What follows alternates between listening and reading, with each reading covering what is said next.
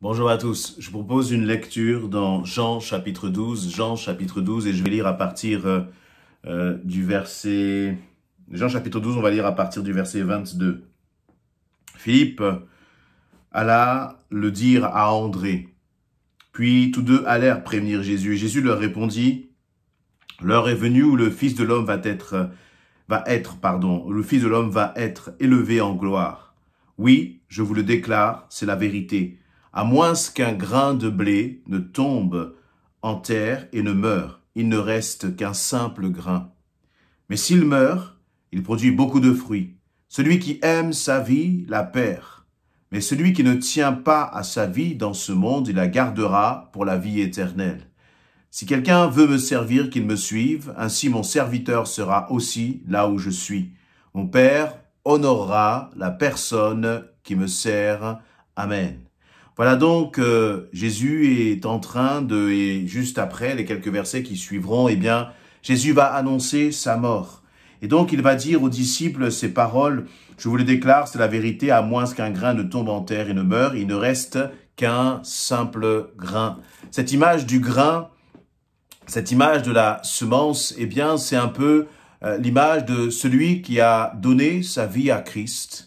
Et qui, si cette graine ne meurt pas, si cette graine ne décide pas de retourner en terre et de mourir à elle-même, et puis lorsqu'elle va commencer à mourir elle-même, elle va engendrer, elle va donner la vie. Non seulement elle va donner la vie, mais à partir de cette graine qui va comme se décomposer dans la terre, il va sortir une plante, il va sortir un arbre, il va sortir une plante ou un arbre qui vont porter beaucoup de fruits. Et à partir de il va y avoir multiplication. À partir de ta vie, réalises-tu que Dieu est capable de multiplier? À partir de ma vie, j'ai besoin de réaliser aussi que Dieu peut multiplier. Et lorsque nous donnons notre vie à Christ, je crois que nous devons être dans cette dimension justement de multiplication. Nous devons être dans cette dimension d'être ces enfants, ces graines qui vont porter beaucoup de fruits pour les autres autour de nous. À tel point, pour que nous portions du fruit, il y a une condition.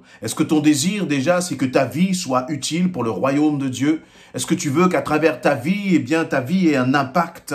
Est-ce qu'à travers ta vie, tu désires que des hommes, des femmes connaissent Christ, des hommes et des femmes soient touchés par l'amour de Christ?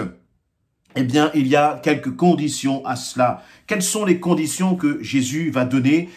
Déjà, il va montrer lui-même l'exemple. Il va dire ceci, à moins, s'il meurt, il produit beaucoup de fruits. Si tu meurs à toi-même, qu'est-ce que cela signifie? Cela signifie tout simplement, c'est de laisser nos propres, le moi de côté. De laisser nos propres désirs, nos satisfactions, de laisser, ce n'est pas que Dieu ne veut pas que nous ayons des satisfactions, ce n'est pas que Dieu ne veut pas que tu aies des loisirs, ce n'est pas que Dieu ne veut pas que tu aies un temps de détente. Mais ce qui est important, c'est qu'au-delà de tout cela, c'est que tu puisses mettre Dieu en premier dans ta vie. C'est que, je crois que ce qui est important, c'est que le Seigneur change nos mentalités et nos cœurs, pour qu'il nous donne justement ce désir d'être des hommes et des femmes à travers lesquels Dieu va toucher, Dieu va multiplier. Est-ce que dans ton cœur, je crois que ça nous parle beaucoup de l'égoïsme. Ça nous parle beaucoup du moi, tout est tourné vers moi et pas suffisamment vers le royaume de Dieu.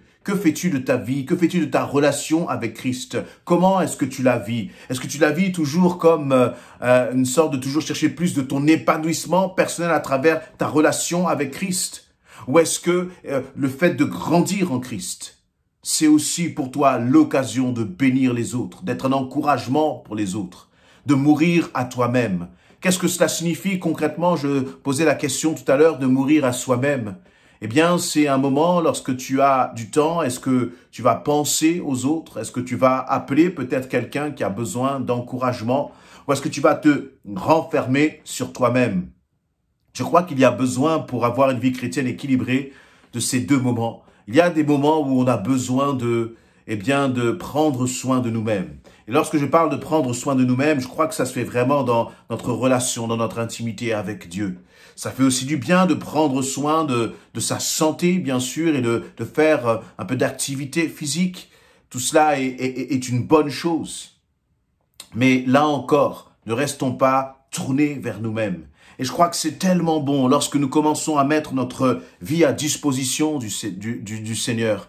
Lorsque nous commençons à dire, Seigneur, je décide de mettre du temps pour te servir. Je décide de dégager du temps dans mon emploi du temps pour servir les autres. Alors là, lorsque nous faisons cela, lorsque nous agissons de cette façon, eh bien, nous sentons comme une grande satisfaction. Nous sentons en fait une joie de se dire, eh bien, Seigneur, je suis heureux parce que j'ai pu être utile entre tes mains. Quelle grâce, quel privilège à ce moment-là. Et je crois que cette joie-là, elle est incomparable. C'est une joie vraiment où on sait que on a choisi la bonne part. On sait qu'on a réjoui le cœur de notre Seigneur. On a choisi le cœur de notre Maître. Et c'est ce que je nous invite, vraiment, ce que je t'invite à vivre. Peut-être que parfois, d'ailleurs, tu te sens inutile. Peut-être que parfois, tu te sens tellement découragé, tu as l'impression que rien ne va. Mais peut-être qu'il faut aussi arrêter de regarder à toi. Et en commençant à regarder aux autres, en commençant à lever la tête, en commençant à te dire, Seigneur, qu'est-ce que je peux faire pour les autres?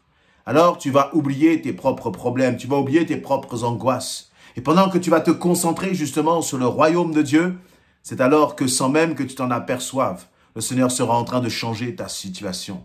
Cherche d'abord le royaume de Dieu et sa justice, et tout le reste te sera donné par-dessus tout. Mais as-tu déjà réellement expérimenté cette parole dans ta vie? T'es-tu déjà réellement mis au service des autres, au service du royaume de Dieu?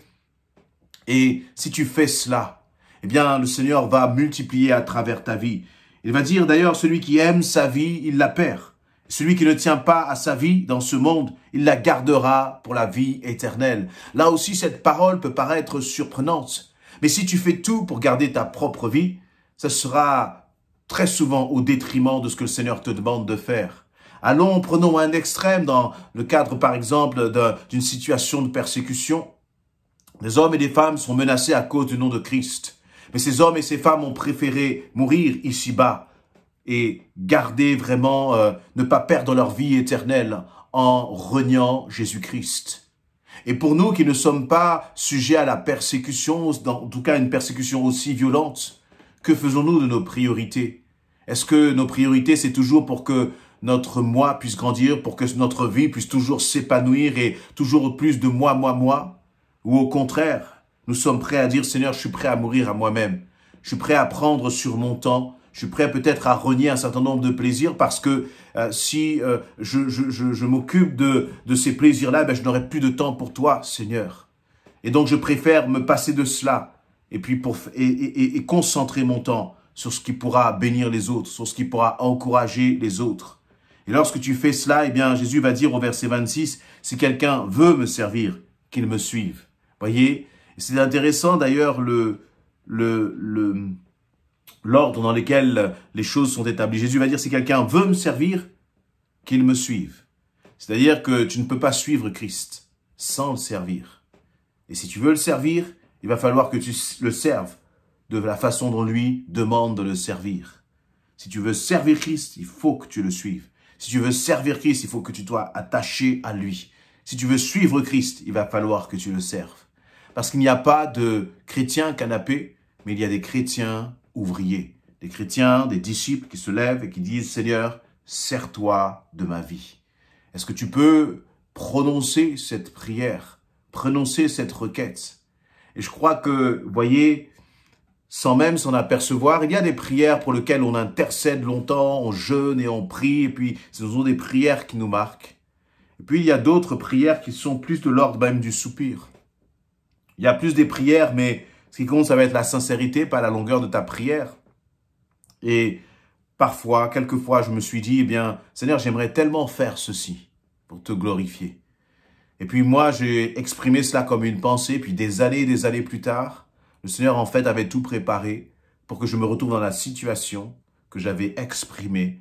Et c'était extraordinaire parce qu'après, avec le recul, je me suis dit, mais je me souviens que j'avais demandé au Seigneur, sans vraiment forcément intercéder pour cela, de pouvoir le servir de telle ou telle façon, et le Seigneur avait préparé. Aujourd'hui, si tu entends ce message, eh bien, je t'engage vraiment à être sincère devant le Seigneur et de lui dire tout simplement, Seigneur, je veux que tu te serves de ma vie. Je veux que ma vie soit pour ta gloire. Seigneur, je veux qu'à travers ma vie, je veux sortir de la stérilité. Et je veux rentrer dans cette période de ma vie, Seigneur, où je veux que ma vie puisse porter du fruit pour ta gloire. Je veux que ma vie puisse porter du fruit pour l'Église. Je veux que ma vie puisse porter du fruit pour les hommes et les femmes qui ont tellement besoin de toi. Je veux que ma vie puisse porter du fruit pour ma ville, là où il y a tant d'âmes qui ne te connaissent pas. Et je crois que si sincèrement tu fais cela et tu t'attaches au Seigneur, alors tu verras que le Seigneur va ouvrir petit à petit les portes, afin qu'à travers ta vie, il y ait de nombreux fruits.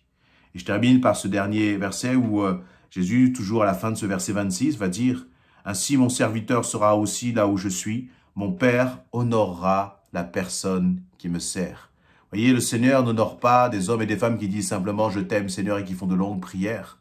Le Seigneur honore les hommes et les femmes qui le servent.